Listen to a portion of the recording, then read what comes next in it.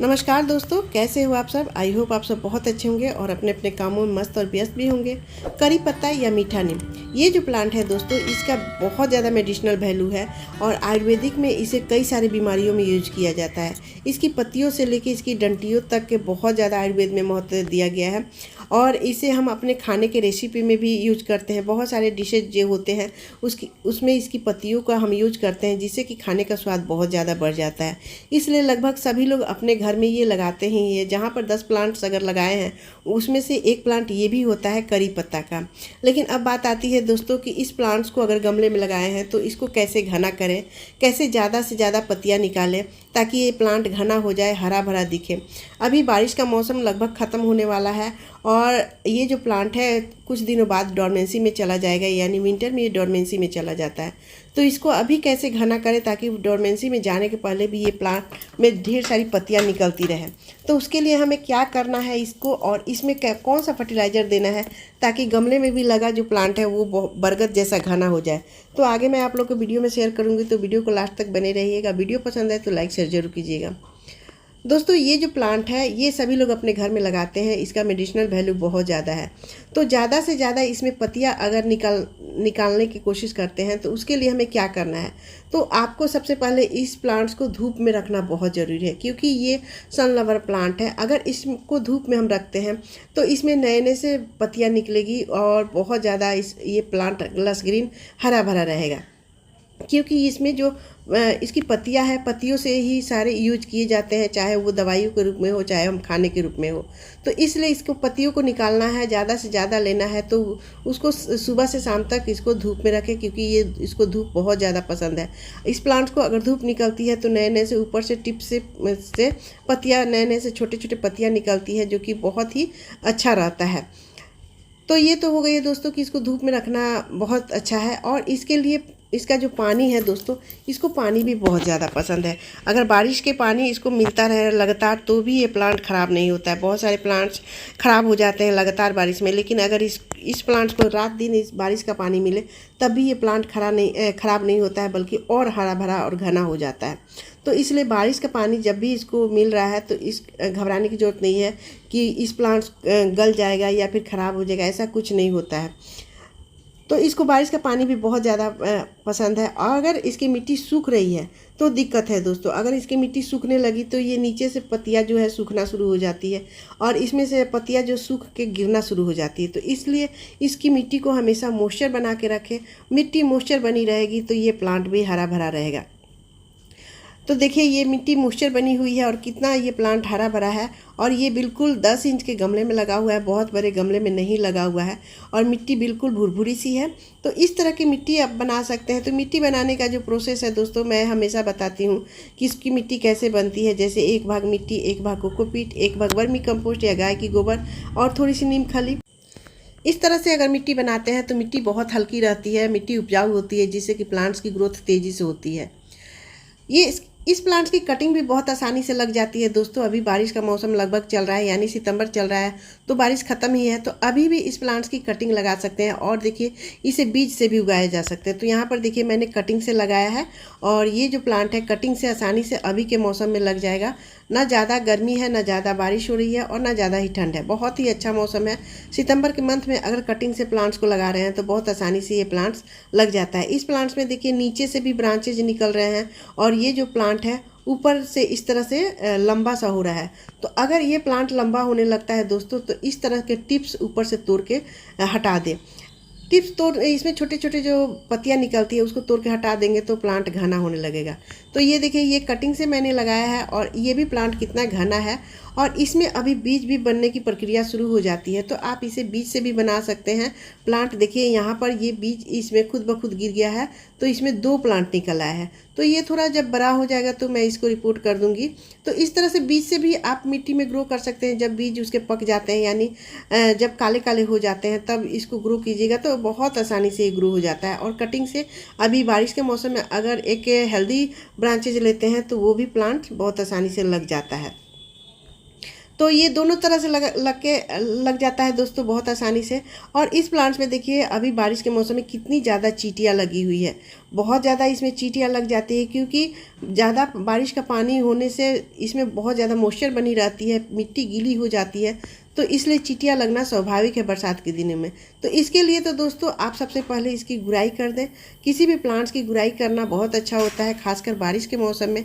बारिश के मौसम में अगर गुड़ाई करते हैं प्लांट्स को बचाते हुए, इसके रूट्स को बचाते हुए, तो इससे बहुत सारे फ़ायदे होते हैं। एक तो ये गुड़ाई करने से जितने भी चींटियाँ हैं वो ख़त्म हो जाती है हल्की फुल्की, और प्लांट्स को ऑक्सीजन भी मिलता है। और गुड़ाई करने से दूसरा एक का बहुत बड़ा कारण है दोस्तों कि इसका जो छोटे छोटे रूट्स होते हैं, डेड रूट्स होते हैं, इस तरह से अगर गुड़ाई करते हैं तो ये इस तरह से निकल जाते हैं टूट के, तो ये प्लांट और हल्का हो जाता है। इसे बार बार रिपोर्टिंग करने की ज़रूरत नहीं रहती है। तो सप्ताह में या फिर 15 दिन में एक बार अगर इस प्लांट्स की गुड़ाई करते हैं तो इस तरह से छोटे छोटे ब्रांचेज, जो छोटे छोटे जो डेड रूट होते हैं, इस तरह से कट कट के निकल जाते हैं, तो जिससे हमें बहुत ज़्यादा दिनों तक इसको रिपोर्टिंग करने की ज़रूरत नहीं पड़ती है, और प्लांट्स भी हेल्दी रहता है, इसके रूट्स को ऑक्सीजन भी मिलते रहता है। तो सप्ताह में 1 दिन या फिर 15 दिन में 1 दिन इसकी गुड़ाई करते रहे, ताकि ये सारे ब्रांचेज निकलता रहे और ये मिट्टी भी बारिश के दिनों में सूखती रहे। करी पत्ता को अगर बरगद जैसा घना करना चाहते हैं तो इसमें एक काम बहुत ज़रूरी करना है दोस्तों, कि इसकी प्रूनिंग करना बहुत ज़रूरी है। अभी के मौसम में, अभी सितंबर का मंथ चल रहा है और लगभग बारिश ख़त्म हो रही है, तो वैसे में अब इस प्लांट में बीज बनना शुरू हो जाएंगे। जब बीज बनना शुरू हो जाते हैं तो ये प्लांट घना नहीं होगा, इसमें ब्रांचेज नहीं निकलेंगे। इस तरह के ऊपर के टिप्स में बीज बनना शुरू हो जाते हैं। तो अगर आपको बीज नहीं चाहिए तो इस तरह के टिप्स को तोड़ के हटा दें, या फिर 1 इंच नीचे से इसकी कट कर दें, जिससे कि क्या होता है वहाँ से बीज नहीं बनेंगे और नए नए से ब्रांचेज निकलना शुरू हो जाएगा, तो ये प्लांट घना होगा। अगर बीज बनाना शुरू कर देता है तो वहाँ से ब्रांचेज नहीं निकलेंगी, न्यू सी पत्तियाँ नहीं निकलेंगी, तो प्लांट घना नहीं होगा, लैगी सा दिखने लगेगा। अगर आपको बीज चाहिए तो एक ब्रांच को छोड़ के बाकी सबको प्रूनिंग कर दे या फिर पिंचिंग कर दे, तो एक ब्रांच में ही इतने सारे बीज निकलेगा कि जिसे आप ढेर सारे प्लांट्स बना सकते हैं।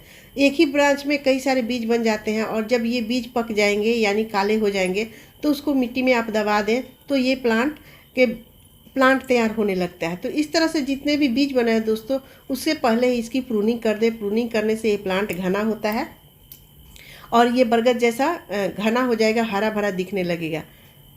अब दोस्तों बात करें कि इसमें कौन सा खाद दे ताकि ये प्लांट बहुत तेज़ी से ग्रो भी करे और इसमें बहुत ज़्यादा पत्तियाँ भी निकाले।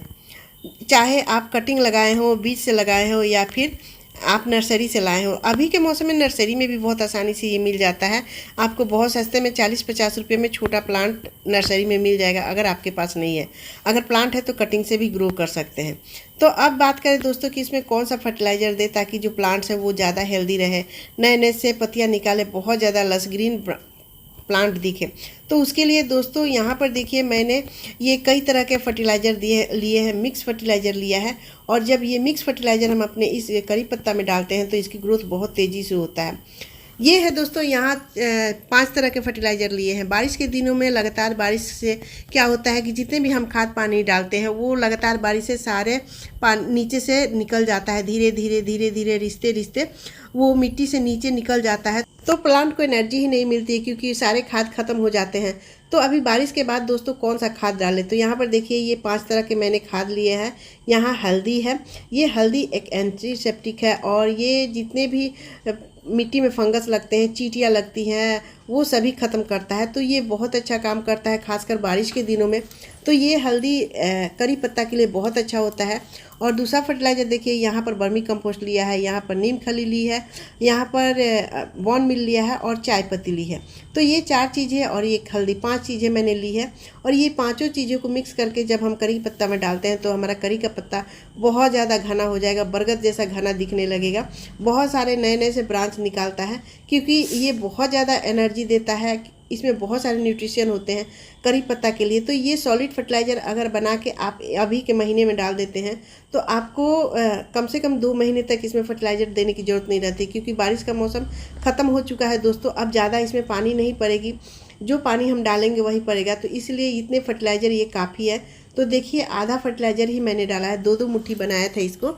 और ऊपर से इस तरह से हल्दी जो है उसको मिट्टी में हम डाल देंगे। इससे क्या होता है कि नीम खली तो है ही मिट्टी में जो फर्टिलाइज़र के रूप में, तो वो मिट्टी को हेल्दी बनाएगा, जो फंगस लग जाते हैं वो भी ख़त्म हो जाता है, और हल्दी जो चींटियाँ लगी है वो ख़त्म करता है। बाकी सारे जो मिट्टी में बहुत ज़्यादा फंगस लग जाता है वो भी ख़त्म करता है। तो हल्दी बहुत अच्छा है। देखिए अभी मिट्टी बहुत ज़्यादा गीली है, अगर आपकी मिट्टी सूखी है तो आप पानी डाल सकते हैं।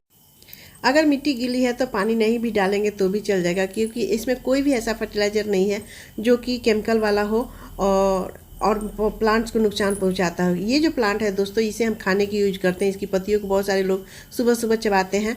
इसके मेडिसिनल वैल्यू भी बहुत ज़्यादा है, तो इसलिए इसमें भूल के भी आप केमिकल वाला फर्टिलाइज़र ना दें। बिल्कुल ऑर्गेनिक फर्टिलाइज़र ही, कोई भी फर्टिलाइज़र दे, या गाय की गोबर दे, या फिर कोई भी फर्टिलाइज़र दे तो वो ऑर्गेनिक ही होना चाहिए, क्योंकि इसे बहुत सारे अपने स्वास्थ्य में फ़ायदे होते हैं।